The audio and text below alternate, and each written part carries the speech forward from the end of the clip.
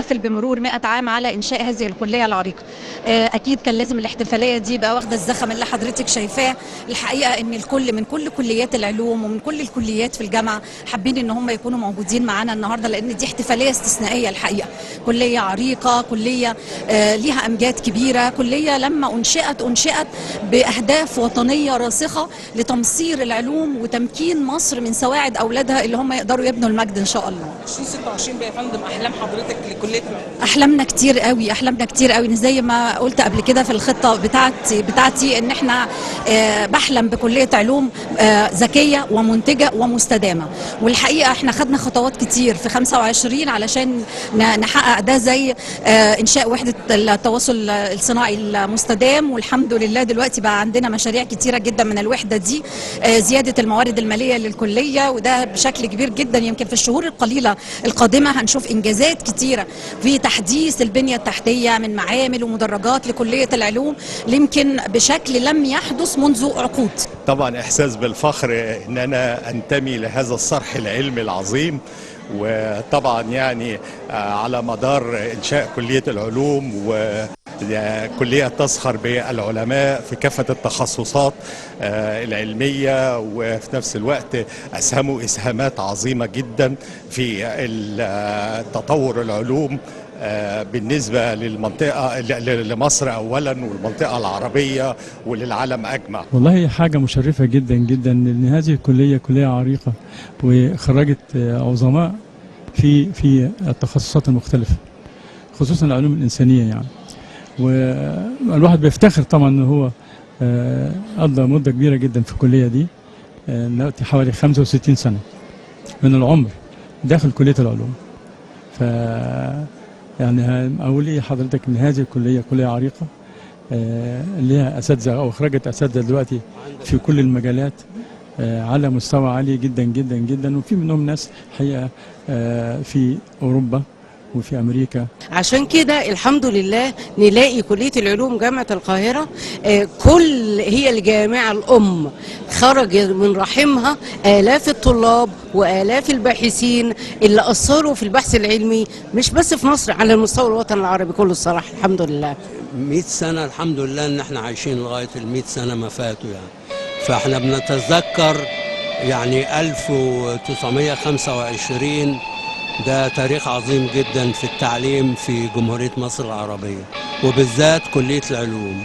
أساس العلم في العالم كله ينبع من كلية العلوم وكلية الآداب، وعليه تبنى الجامعات بعد ذلك. حقيقة أنا قد إيه حاسة بالفخر بانتمائي للكلية دي، وكل ما بتفرج على الذكريات والصور اللي موجودة والعلامات والأعلام اللي كانوا موجودين في الكلية، حقيقي بيزيد شرفي أكتر وأكتر. احساس بالفخر، واحساس يخلينا ان احنا نكمل، خصوصا ان في احتفال بكل خطوه احنا بنعملها من اول التخرج لحد الحصول على الدراسات العليا. فاحساس بالفخر وبالفرحه الصراحه. أسست الكلية منذ يومها الأول على معايير أكاديمية عالمية صارمة.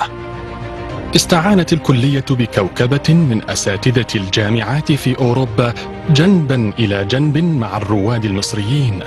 ولضمان جودة التعليم ورصانته كانت أوراق إجابة الطلاب في السنوات النهائية ترسل إلى الجامعات البريطانية لتقييمها، لتصبح درجة البكالوريوس الصادرة من كلية العلوم مضاهية لنظيراتها في كبرى جامعات الخارج.